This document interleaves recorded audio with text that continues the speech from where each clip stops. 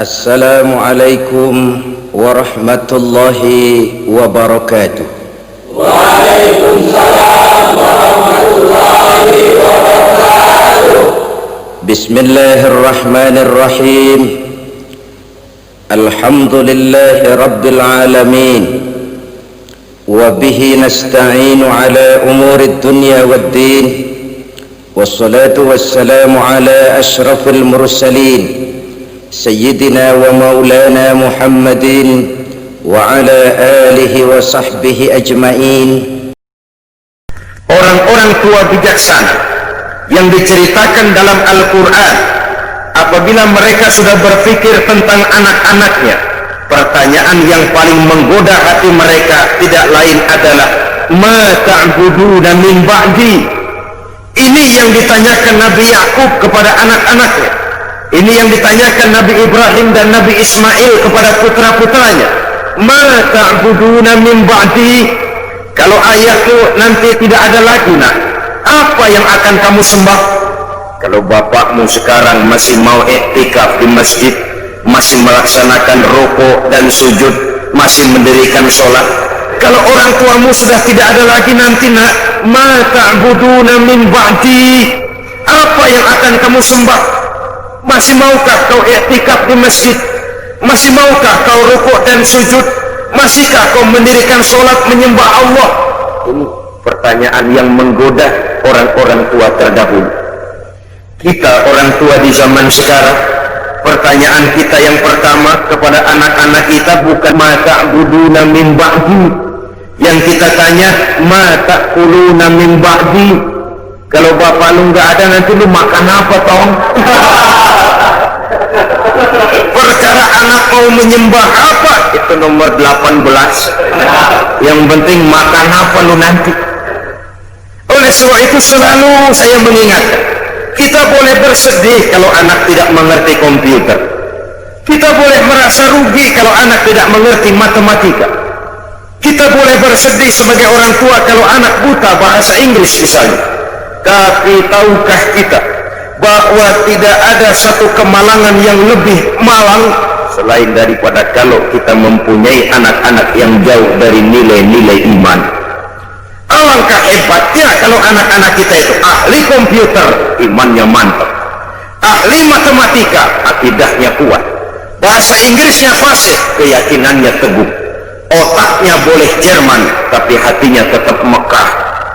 Ada keseimbangan, punya stabilitas temperatur batin, sehingga dengan demikian jiwanya tidak lentur dan luntur. Ia tidak kehilangan idealisme di tengah jalan. Beriman kepada Allah dengan sebenar-benarnya, meresap sampai ke tulang sumsum yang dibuktikan dengan amal perbuatan kita. Kalau sekedar beriman, sekedar berucap saja rasanya mudah. Sebab itu yang dikatakan iman yang sebenarnya itu ialah iqrarun bil lisan wa tasdiqun bil qalbi wa amalun bil arkan. Diucapkan dengan lidah, dibenarkan oleh hati, diamalkan oleh seluruh anggota badan. Maka nilai iman juga lalu bertingkat. Ada orang yang nilai imannya baru kepada tingkat iqrarun bil lisan, sekedar ucapan lidah, belum berakar ke hati. Iman yang begini nih yang kesenggol supermi 3 bungkus amburadul.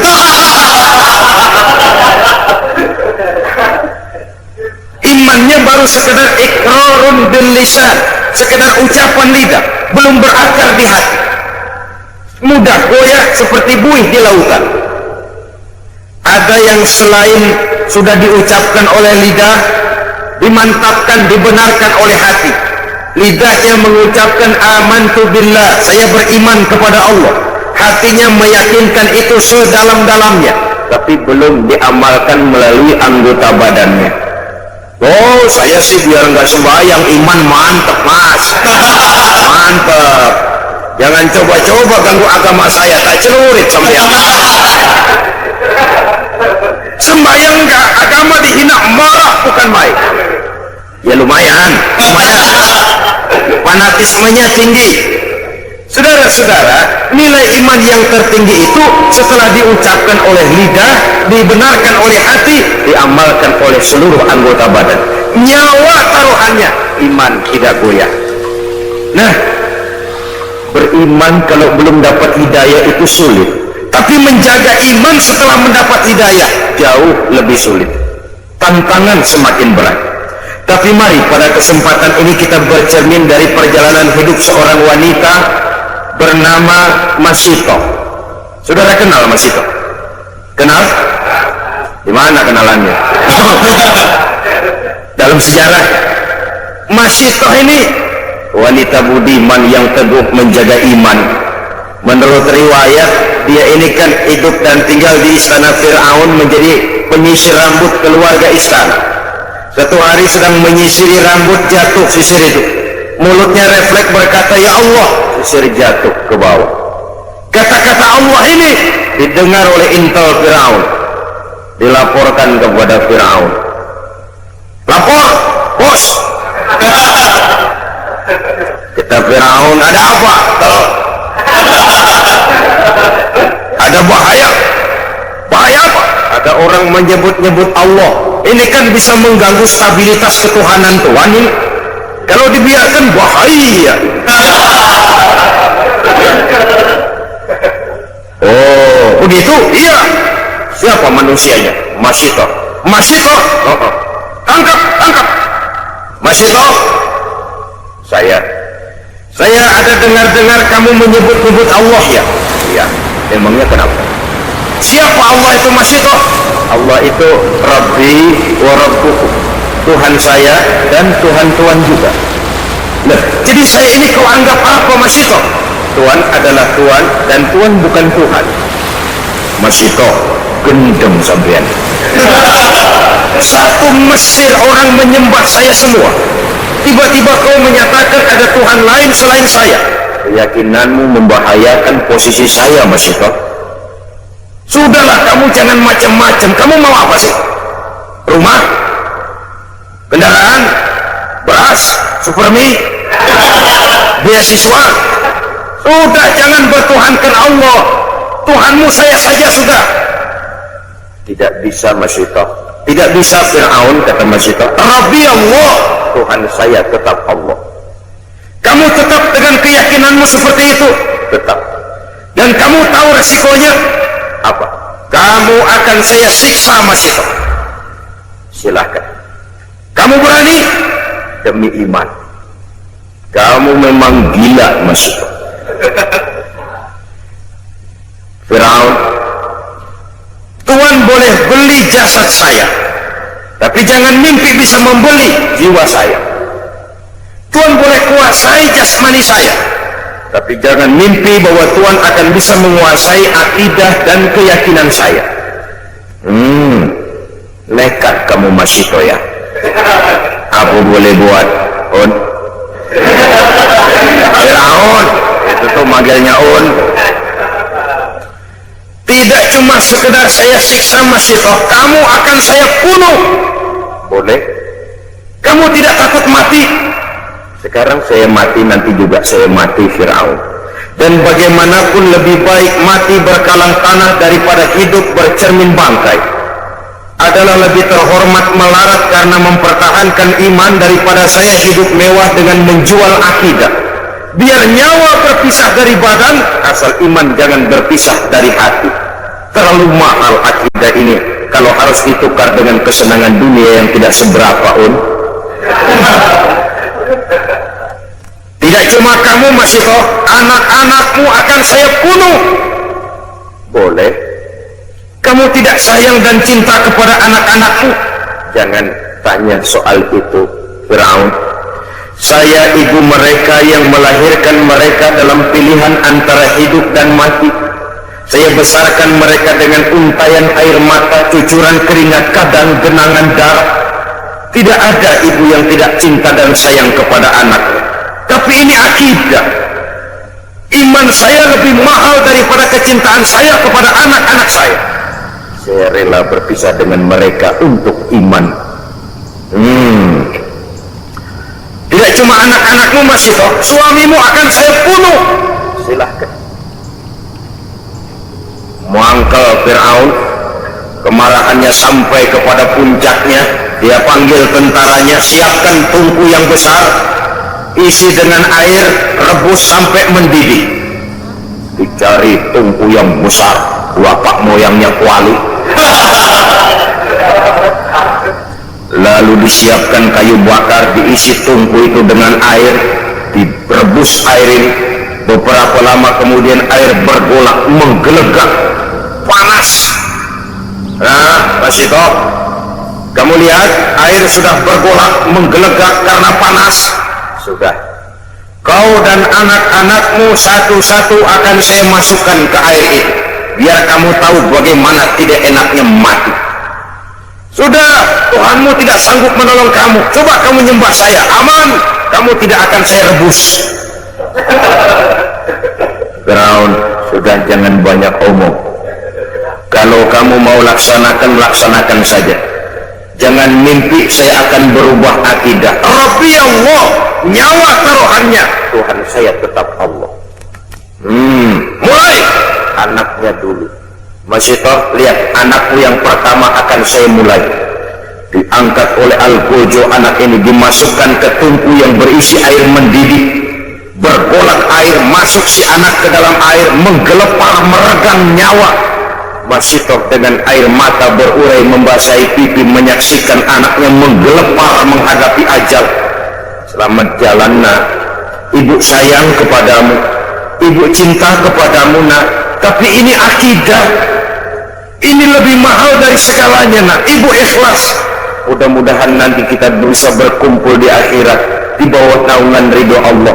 Kuatkan hatimu nak, jaga teguh iman, jangan menyembah Fir'aun. Gugur anak sebagai syahid, anaknya yang kedua, ketiga dan selanjutnya, Masih toh sendiri sampai kemudian suaminya, seluruhnya gugur di air yang mendidih untuk mempertahankan iman. Kalau Masih toh suaminya, anak-anaknya, nyawa taruhannya, nyawa mereka lepas dan iman tidak goyah. Adakah intan yang lebih mahal? Adakah mutiara yang lebih berharga selain daripada nilai-nilai iman ini? Tidak ada. Jikalau dia hancur, jikalau dia sudah tidak ada, apalagi yang bisa kita banggakan di dalam kehidupan. Sebab itu, satu kali la ilaha illallah, mari kita pasang tekad sampai mati, sampai tetes darah yang paling penghabisan, tetap la ilaha illallah. Karena Islam kita hidup, untuk Islam kita berjuang, dan dalam Islam kita ingin kembali menghadap Allah Subhanahu wa ta'ala. Saudara-saudara kaum muslimin rahimakumullah, yang kedua setelah beriman kepada Allah juga wa rasulih, yaitu beriman kepada Rasul Allah. Beriman kepada Rasul tidak hanya sekedar percaya bahwa Allah telah mengutus Nabi Adam alaihi salam, bahwa Allah telah mengutus Nabi Nuh, bahwa Allah telah mengutus Nabi Ibrahim. Saudara-saudara kaum muslimin rahimakumullah, seluruh Rasul yang diutus oleh Allah, yang 25 jumlahnya yang wajib kita kenal namanya itu, seluruhnya berasal dan bersumber dari satu Tuhan yang sama. Maka ajaran yang mereka bawa tentang Tuhan pasti sama. Intinya pada kalimat la ilaha illallah. Nabi Nuh tentu beliau mengajarkan kepada umatnya la ilaha illallah, no Rasulullah. Nabi Ibrahim tentu beliau mengajarkan kepada umatnya la ilaha illallah, Ibrahim Rasulullah. Nabi Musa tentu mengajarkan kepada umatnya la ilaha illallah, Musa Rasulullah. La ilaha illallahnya itu sama. Seluruh dari Rasul yang 25 sumbernya sama dari Allah. Maka ajaran mereka tentang Tuhan pasti sama. Jadi kalau ada Rasul yang mengajarkan bahwa ada Tuhan lain selain daripada Allah, jelas itu Rasul pabriknya lain. Udah kena assembling gitu. Sepanjang sumbernya sama dari Allah Subhanahu wa ta'ala, ajarannya tentang Tuhan pasti sama. Tidak logik, tidak bisa diterima akal. Kalau Allah mengutus Nabi Nuh lalu bilang, Nuh, ajarkan kepada umatmu aku Esa, Diutus lagi Nabi Ibrahim. Ibrahim sampaikan kepada umatmu aku dua. Diutus lagi Nabi Isa. Isa ajarkan kepada umatmu aku tiga. Ini Tuhan macam apa ini? Tuhan tidak konsekuen. Kepada seluruh rasul yang diutus Allah, misinya sama, prinsipnya la ilaha illallah. Kenapa Allah memerlukan mengutus rasul? Apa tidak bisa Allah berhadapan langsung saja dengan manusia? Bisa. Tapi keterbatasan manusia itulah yang tidak memungkinkan manusia untuk secara langsung berhadapan dengan kebesaran Allah subhanahu wa ta'ala. Maka dengan sifat rahmahnya Allah diutus para rasul. Dari zaman ke zaman, prinsipnya membawa akidah dan syariat. Akidahnya sama, syariatnya yang berbeda, sesuai dengan situasi dan kondisi yang dihadapi oleh umat di mana rasul diutus. Jadi tidak hanya cukup sekedar saya percaya bahwa Allah telah mengutus Nabi Nuh, Allah telah mengutus Musa, Ibrahim, Dawud, Sulaiman, Isa dan lain sebagainya, tapi mengikuti ajaran dan petunjuk rasul yang diutus kepada kita. Sejak Nabi Muhammad sampai akhir zaman, petunjuk beliaulah yang berlaku. Jadi kalau kita hidup di zaman sekarang mengikuti syariat yang dibawa oleh Nabi Ibrahim, kedaluarsa, terlambat. Mengikuti syariat yang dibawa Nabi Sulaiman, terlambat. Syariat itu betul, tapi hanya berlaku di zaman Nabi Sulaiman. Syariat yang dibawa Nabi Musa benar, hanya berlaku di zaman Nabi Musa, Nabi Sulaiman dan selanjutnya. Sedangkan sejak diutusnya Nabi kita sampai ke akhir zaman, syariat beliaulah yang berlaku. Saudara-saudara kaum muslimin rahimakumullah. Jadi percaya kepada Allah tanpa mempercayai Rasulnya itu sama juga meragukan Allah. Karena itu tidak bisa dipisahkan satu dengan lainnya. Beriman kepada Allah, beriman kepada para Rasulnya. Dan sudah disepakati menurut tuntunan Al-Quran bahwa Nabi kita Muhammad Sallallahu Alaihi Wasallam adalah Rasul terakhir yang diutus oleh Allah Subhanahu Wa Taala.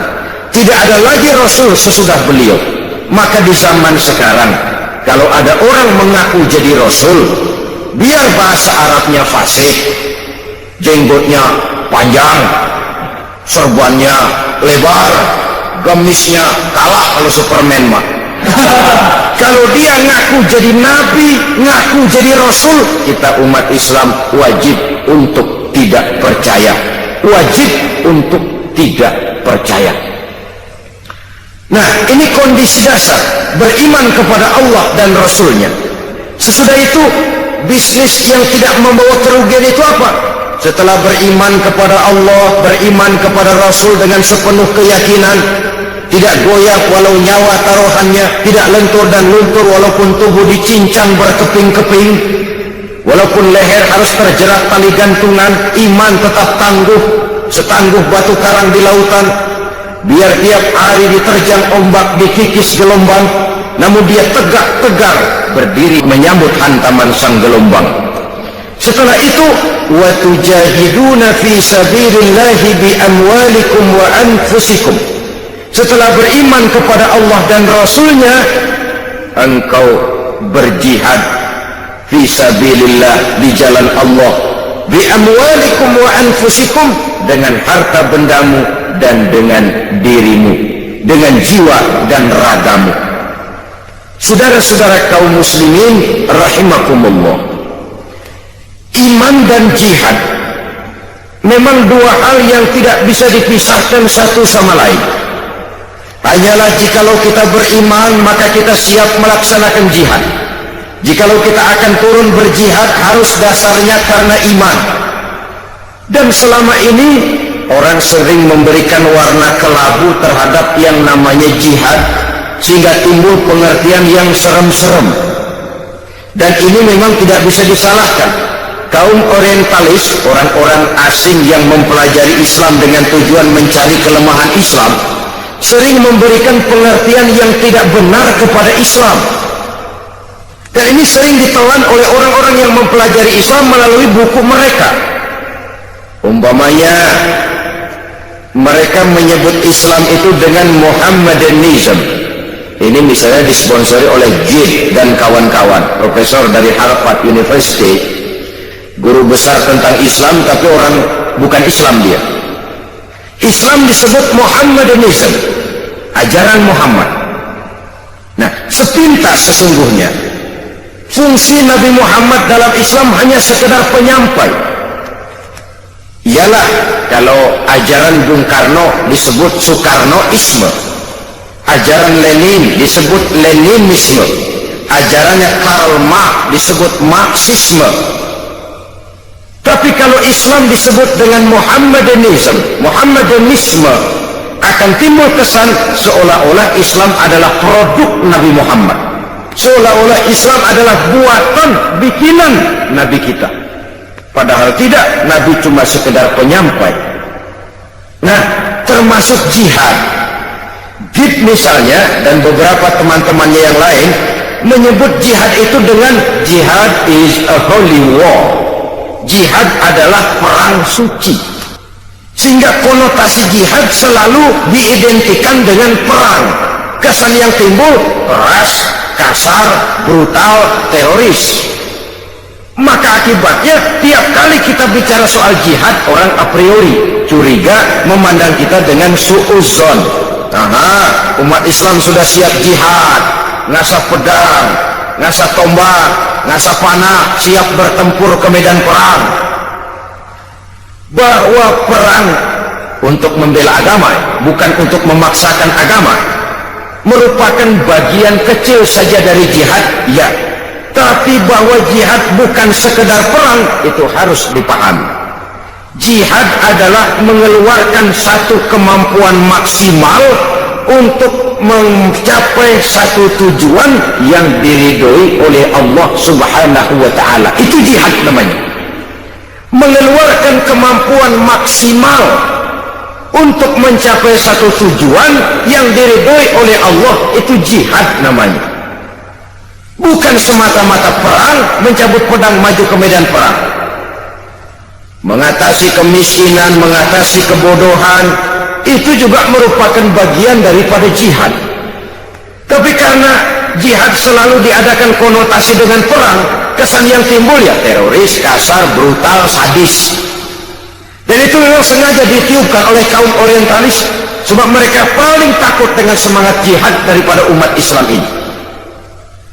Oleh sebab itu, oleh karena iman dan jihad tidak bisa dipisahkan, pada kesempatan pertemuan ini saya ingin menukil apa yang dijelaskan oleh Al-Imam Al-Hafiz Zakiyuddin Abdul Azim Al-Munziri dalam kitabnya yang terkenal At-Targhib wa Tarhib. Beliau menjelaskan, inna asma darajatin fil jihad, sesungguhnya derajat jihad yang tertinggi dalam Islam.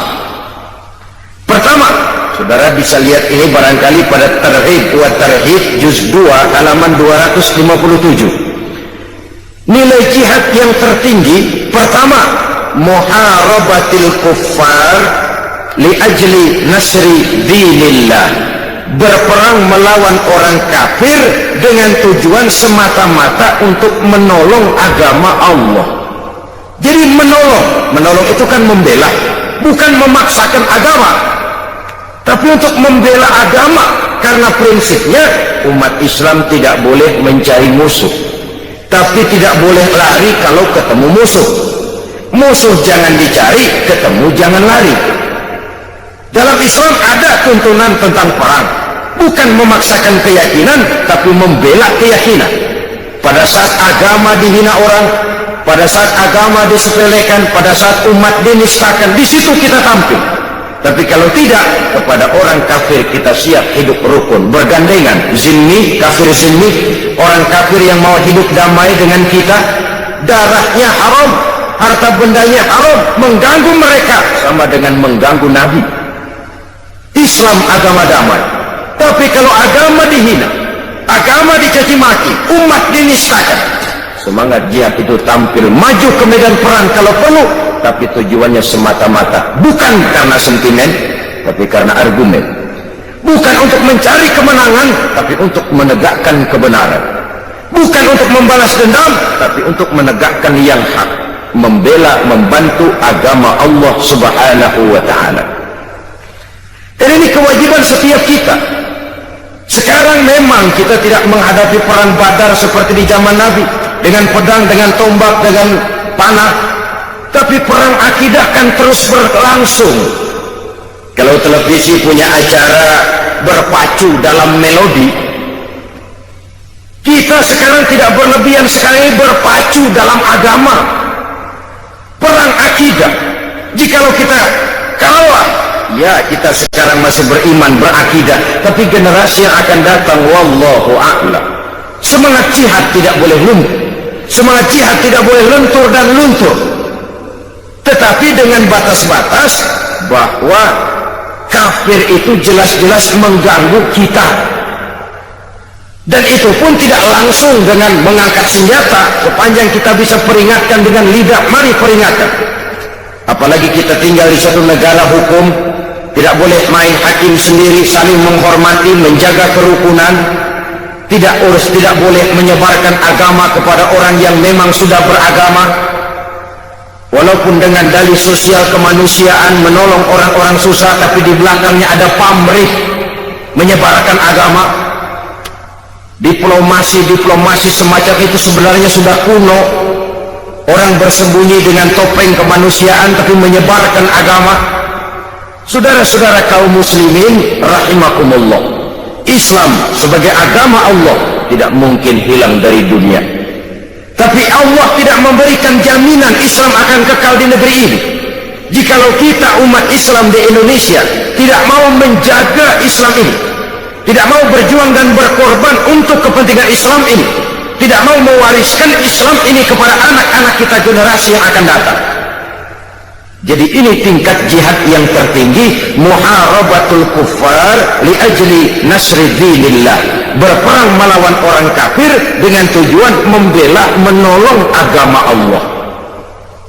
Itu satu. Yang kedua, da'watun nasi ilal haq, berdakwah kepada manusia, menyampaikan kebenaran, mengajak manusia kepada yang hak.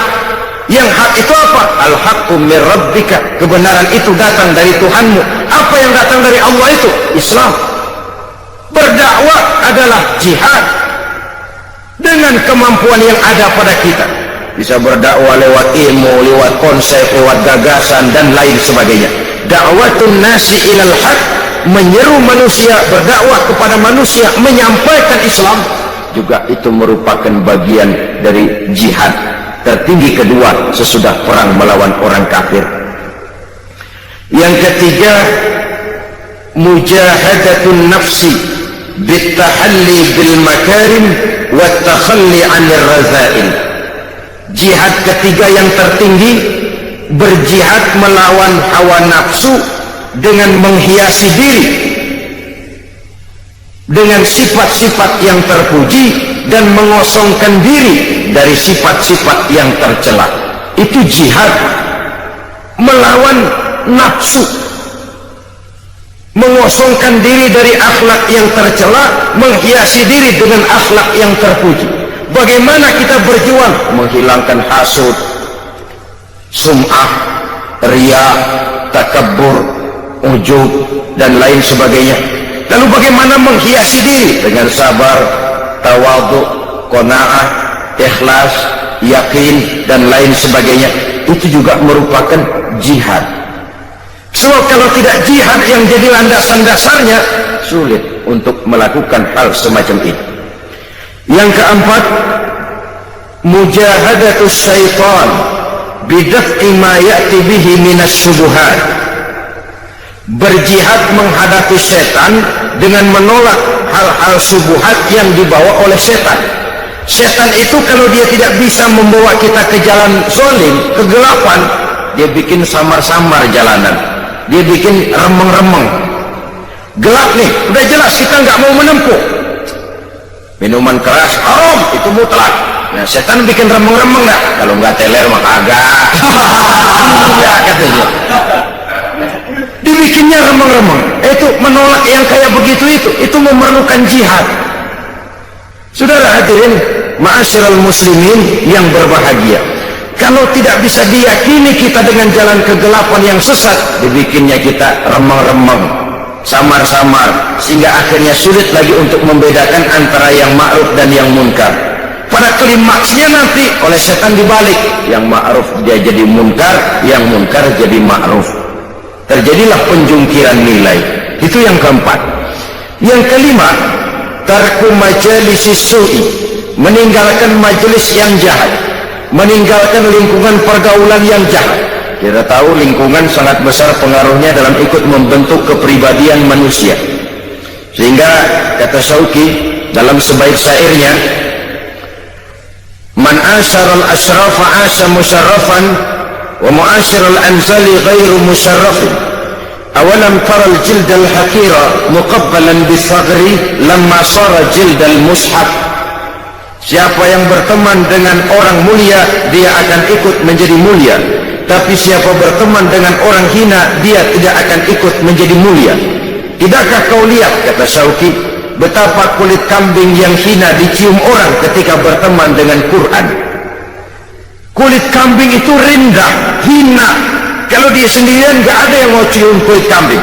Tapi begitu dia disamak jadi kantong Quran, orang pakai minyak wangi ke kulit kambing, dibawa, diambil, dicium dulu, dijunjung tinggi. Kenapa? Kantong Quran. Kulit kambing berteman sama Quran, mujur, dihormati orang lantaran temannya Quran. Tapi begitu tuh kulit kambing berteman sama kayu, jadi beduk, orang kemplang mulu. Subuh gelap-gelap orang kemplangin udah. Itu kalau dipikir-pikir dikit banget tuh. Salam ini temen doang tuh kulit kambing. Yang temennya Quran dihormatin, yang temennya kayu lantaran beduk, orang gaplokin mulu. Jadi terutama adik-adik remaja, para pemuda, sebagai pemuda bergaul dengan siapa saja silakan bergaul, tapi harus punya filter. Namanya remaja, tidak bergaul pun tidak baik. Ndelohom gelenggam di rumah, ngitungin kasok mulu. Bergaulah. Dengan bergaul nuansa pandangan wawasan terbuka. Dengan bergaul banyak yang kita serap dari pergaulan, tapi harus punya filter.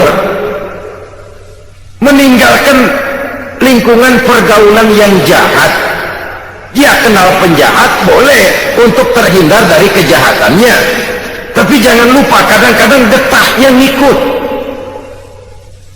Saudara hadirin yang saya hormati, jadi dengan demikian lingkungan pergaulan ini sangat besar pengaruhnya dalam ikut membentuk kepribadian manusia. Oleh karena itu, tarku majalisi su'i, meninggalkan lingkungan yang jahat, itu jihad, dan itu berat. Orang kalau ngadain kumpulan ngaji seret banget, kayak narik bambu dari ujung. Kita getok rumahnya, ngajinya duluan dah, duluan ntar saya nyusul belakangan. Ya tentu, masa nyusul duluan, tentu saja belakangan. Saudara-saudara, tapi kalau kita membentuk satu pub, satu klub yang tidak berorientasi kepada kehidupan beragama, itu gampang benar suburnya itu. Banyak peminatnya. Tapi kalau sudah namanya majelis taklim atau kegiatan sosial menyantuni yatim piatu, peminatnya rasanya langka, seret. Coba adakan pengajian. Kadang-kadang yang datang dari itu ke itu juga. Tapi begitu pengajian bikin piknik, 2016 yang dapat. Banyak, bukan main. Ini kan apa yang disabdakan Nabi. Zuyyina apa? Huffatil jannatu bil makarih wa huffatin naru bis syahawat. Bahwa surga dan jalan yang menuju ke surga dikelilingi oleh hal-hal yang tidak menyenangkan. Sebaliknya, neraka dan jalan yang mengarah kepada neraka diliputi dengan hal-hal yang sangat menyenangkan. Karena itu ini juga merupakan jihad, meninggalkan lingkungan jahat. Sebab lingkungan yang jahat itu magnetnya kuat sekali, dorongannya kuat sekali. Ya kadang-kadang karena gengsi, masa anak muda kayaknya nggak bisa teler, kayaknya kuno banget. Yang sangat semacam ini lalu mencoba ikut-ikutan untuk ya menikmati, setidaknya pernah ngerasain teler gitu, nggak ketinggalan zaman.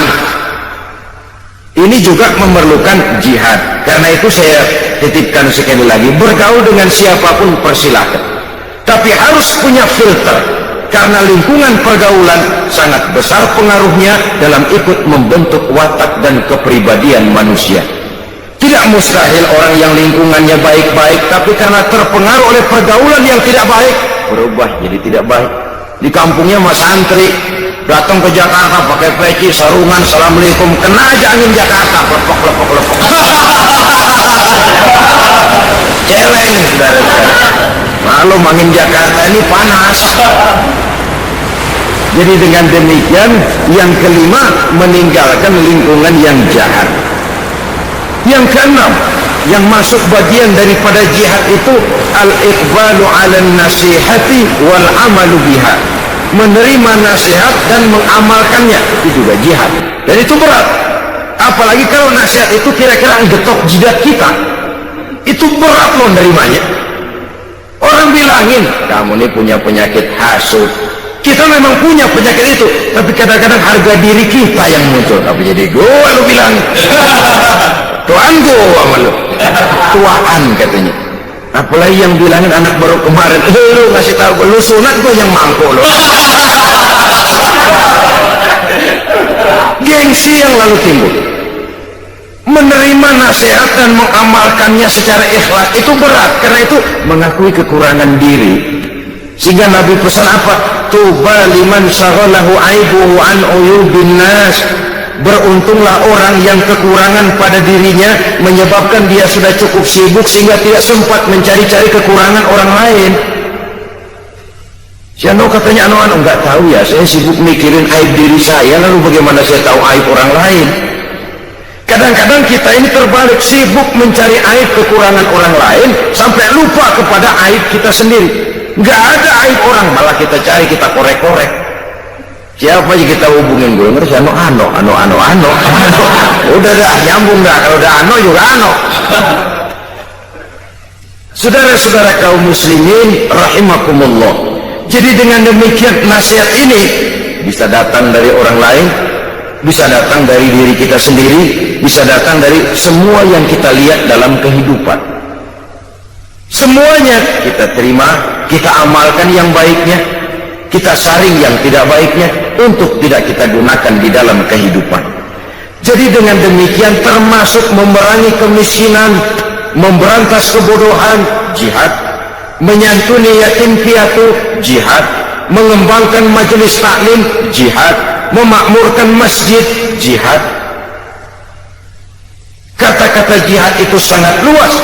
Bahkan istiqomah dalam beribadah kepada Allah Subhanahu wa ta'ala juga merupakan jihad. Nah, kalau demikian halnya, apa alat yang dipakai untuk melaksanakan jihad? Pertama amwal, yang kedua anfus. Dengan segenap harta bendamu dan dengan jiwa dan ragamu. Harta benda ini, jiwa raga ini siap kita gunakan untuk jihad fi sabilillah. Dalam artian yang seluas-luasnya, bukan dalam artian yang sempit. Harta barulah berfungsi sebagai harta kalau dia menjadi alat jihad kita, menunjang jalan untuk menuju ridho Allah Subhanahu wa ta'ala. Lagi pula apa sih yang kita miliki dalam arti mutlak di dunia ini? Kita cuma sekedar hak guna pakai. Harta itu titipan. Kita kumpulkan sebanyak-banyaknya sesuatu yang kita tidak akan bawa pulang ke alam barzakh nanti. Kita sibuk menghalalkan segala cara. Kalau perlu 7 turunan kita tidak ingin miskin. Tetapi kita sadar itu tidak akan kita bawa nanti ke alam barzakh. Itu semua cuma sekedar hak guna pakai, hak mutlak hanya untuk Allah Azza wa Jalla. Harta dan diri, jiwa dan raga sepenuhnya sudah kita kontrak, sudah kita adakan satu transaksi dalam bisnis ini untuk kita gunakan sebagai jihad di jalan Allah Subhanahu wa ta'ala. Satu kali bisnis ini sudah kita tujukan kepada Allah, jangan berbisnis kepada yang selain Allah. Amwal dan anfus, harta dan jiwa dan raga, seluruhnya sudah kita transaksikan kepada Allah Subhanahu wa ta'ala. Itulah saham kita, amwal dan anfus. Kalau itu tidak kita salurkan di jalan Allah, kita tidak akan punya saham untuk kehidupan di akhirat nanti. Saudara-saudara kaum muslimin rahimakumullah, lalu diakhiri ayat ini dengan pernyataan Allah, dzalikum khairul lakum in kuntum ta'lamun, yaghfir lakum dzunubakum wa yudkhilkum jannatin tajri min tahtihal anhar. Jikalau itu semua kamu laksanakan, kamu beriman kepada Allah dan Rasulnya, kemudian kamu berjuang di jalan Allah dengan harta bendamu dan jiwa ragamu, yang demikian itu lebih baik bagimu kalau kamu mengetahuinya. Kalau itu kamu laksanakan, yaghfir lakum dzunubakum, Allah akan mengampuni segala dosamu, wa yudkhilkum jannatin tajri min tahtihal anhar, dan dimasukkannya kamu ke dalam surga yang di bawahnya mengalir sungai-sungai. Di sini penilaian Allah kepada kita. Mungkin tahajud kita rada kurang, tapi nilai jihad kita diterima Allah. Yaghfir lakum dzunubakum. Allah Maha tahu, Maha luas ilmunya, menilai manusia dari berbagai segi perjuangannya. Semoga kita diberikan kekuatan oleh Allah Subhanahu wa ta'ala untuk melaksanakan apa yang diajarkan dalam ayat ini. Terima kasih atas perhatian saudara, mohon maaf atas segala kekurangan. Usikum wa nafsi bitaqwallah. Wassalamu alaikum warahmatullahi wabarakatuh.